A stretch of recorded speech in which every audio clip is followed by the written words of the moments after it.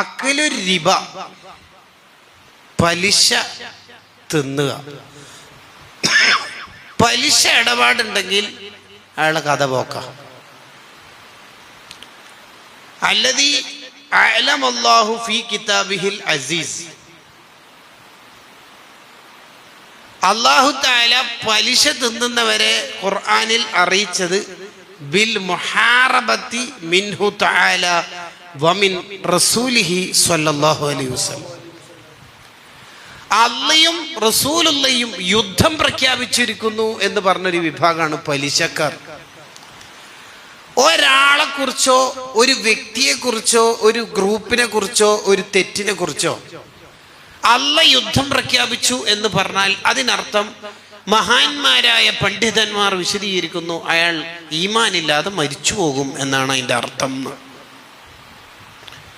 അത് ഇബ്നു ഹജർ അൽ ഹൈതമി തങ്ങളുടെ അൽ ഫതാവൽ ഹദീസിയിൽ കാണാം. പലിശ ഇടപാട് കൂടിയ ഒരു കാലത്താണ് നമ്മൾ ജീവിക്കുന്നത്. ലോണും ഇൻഷുറൻസും എല്ലാം ഹലാലാക്കാൻ വല്ല വകുപ്പുണ്ടോ എന്ന് പരതി നടക്കുന്ന കാലം. പാടില്ലടോ, അങ്ങനെ വണ്ടി എടുക്കരുതോടോ എന്ന് പറഞ്ഞാൽ അത് തെറ്റാണല്ലേ ഇൻഷുറൻസ്. അതെ അതെ, അത് വല്ല ആക്സിഡൻറ്റോ ആയിപ്പോയാൽ പിന്നെ നമ്മളെ വണ്ടി പണിയിട്ടു എന്ന് വിചാരിച്ചിട്ടാണ് ഇൻഷുർ.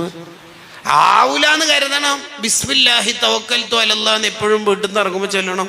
ചെല്ലലുണ്ട് ഉസ്താദെ, എന്നാലും ആക്സിഡന്റ് ആയാലോ. ഇതിനെന്നല്ല പറയൽ ഈമാനില്ല.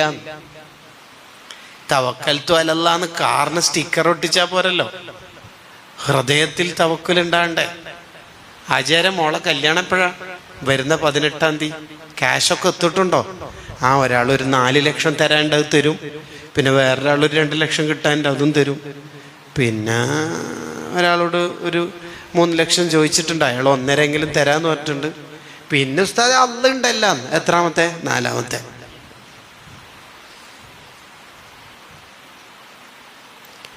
ഇപ്പോഴത്തെ ഒരു പ്രശ്നം മെയിനായിട്ട് എന്താണെന്ന് വെച്ചാൽ ഈമാൻ ഇങ്ങനെ കുറഞ്ഞുകൊണ്ടേയിരിക്കും. അള്ളാഹുവിലുള്ള വിശ്വാസം ഇങ്ങനെ കുറഞ്ഞുകൊണ്ടേയിരിക്കുക.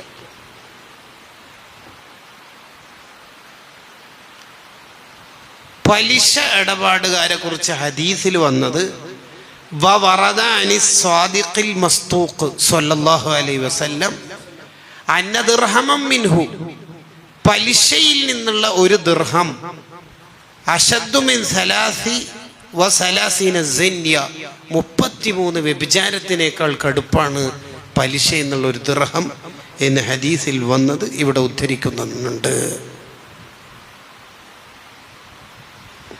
ഇത്ര ഗൗരവമുള്ള വിഷയമാണത്. പലിശയുടെ ഇടപാട് ഒരാളുടെ ജീവിതത്തിൽ ഉണ്ടെങ്കിൽ അയാളുടെ കാര്യം പോക്ക. ഏത് ലൈലത്തുൽ ഖദറല്ല, ഏത് ബറാഅത്ത് രാവല്ല, അയാൾ പലിശക്കാരനാണെങ്കിൽ അയാൾക്ക് എങ്ങനെ രക്ഷപ്പെടാനാ? ഇബ്നു ഹജർ റഹിമഹുല്ല തന്നെ അവിടുത്തെ സ്വന്തം അനുഭവം അവിടുത്തെ കിതാബിൽ പറയുന്നുണ്ട്. 27-ാം രാവ് റമദാൻ തൻ്റെ വാപ്പാന്റെ ഖബർ സിയാറത്തിന് വേണ്ടി പോയ അനുഭവമാണ് പറയുന്നത്. വാപ്പാന്റെ ഖബറിനടുത്ത് നിന്ന് യാസീൻ ഇങ്ങനെ ഓതിക്കൊണ്ടിരിക്കുമ്പോൾ കുറച്ചപ്പുറത്തുള്ള ഒരു ഖബറിൽ നിന്ന് ഹാ ഹാ വളരെ പേടിപ്പെടുത്തുന്ന ശബ്ദം വരുന്നുണ്ട്. ഇബ്നു ഹജർ റഹിമഹുല്ല നോക്കി, ഇതേത് ഖബറിനാ ഈ ശിക്ഷ വരുന്നത്? കുറച്ച് സമയം കഴിഞ്ഞ ആ ശബ്ദം ഇല്ല. പിന്നെ വീണ്ടും ഹാ ഗൗരവത്തിൽ തന്നെ ശബ്ദം വരുന്നു. ആ ഖബർ അടയാളം വെച്ച് ഏത് ഭാഗത്താണ് ആ ഖബറെന്ന് ഓർമ്മിച്ച് മഹാനവറുകൾ അവിടുന്ന് പോന്നു. പലരോടും ചോദിച്ചു ആ ഖബർ ആരുടേതാണെന്ന്. ആർക്കും അറിയില്ല. തല നിരച്ച ആൾക്കാരോട് ചോദിച്ചു, പഴമക്കാരോട്. അപ്പോഴാ പറയണത് അതൊരു ചെറുപ്പക്കാരന്റെ ഖബറായിരുന്നു. ചെറുപ്പക്കാരനായിരുന്നു അയാൾ. അയാൾ നല്ല ബിസിനസ്സുകാരനാണ്. അയാൾ കുറച്ച് പൈസ ഒക്കെ ഉഷാറായി ബിസിനസ്സൊക്കെ നടത്തിയപ്പോൾ പലിശക്ക് കൊടുക്കുന്ന ഒരു സ്വഭാവം ഉണ്ടായിരുന്നു അയാൾക്ക്. മെർച്ചന്റ് ഓഫ് വെനീസിലെ അഥവാ ഷേക്സ്പിയറിന്റെ ഒരു സാധനം ഉണ്ടല്ലോ, അതിലൊരു ഷൈലോക്കിന്റെ പണി, പലിശക്ക് കൊടുക്കൽ. അതാണ് 27-ാം രാവിൽ പോലും അയാൾക്ക് ശിക്ഷ ഒഴിവാവാതിരിക്കാനുള്ള പ്രശ്നം.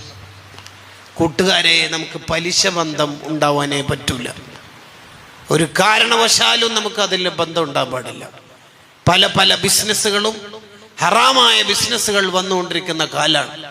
നേരത്തെ ക്യാഷ് അടച്ചാൽ ഇന്ന ആനുകൂല്യം, നേരത്തെ ക്യാഷ് തന്നാൽ ആ കാലത്തെ പൈസക്ക് തരാം. സ്വർണത്തിന്റെ ജ്വല്ലറിക്കാരും ഫർണിച്ചർ ഷോപ്പുകാരൊക്കെ നടത്തുന്ന ഏതേത് ബിസിനസ് ആണെങ്കിലും ഇതിനൊന്നും നമ്മൾ വീഴരുത്. നമ്മളൊരു ബിസിനസ്സിൽ ഏർപ്പെടുമ്പോൾ, ഒരു കാര്യത്തിൽ ഇടപെടുമ്പോൾ ഫിഖ്ഹ് അറിയുന്ന ആലിമീങ്ങളോട് നമ്മൾ ചോദിക്കണം, ഇത് പറ്റോ ഇല്ലയോ. ആ ബിസിനസ്സിൽ ഒരു മൗലാറുണ്ടല്ലോ, ഉണ്ടല്ലോ ഇല്ലയോ എന്നുള്ളതൊന്നുമില്ല നമ്മളെ തെളിവ്. അതിൽ നമുക്ക് ഇടപെടാൻ പറ്റുമോ ഇല്ലയോ എന്ന് നമ്മൾ ശരിക്കും പഠിക്കണം. ഒരു ഉസ്താദിനോട് ചോദിക്കണം. ഫിഖ്ഹ് അറിയുന്ന ഉസ്താദുമാരോട് ചോദിച്ചിട്ട് മാത്രമേ നമ്മൾ അതിൽ ഇടപെടാൻ പറ്റുള്ളൂ. ആഖിറത്തിൽ കുടുങ്ങരുത്. അള്ളാഹു നമ്മളെ എല്ലാവരെയും രക്ഷപ്പെടുത്തി തരുമാറാവട്ടെ.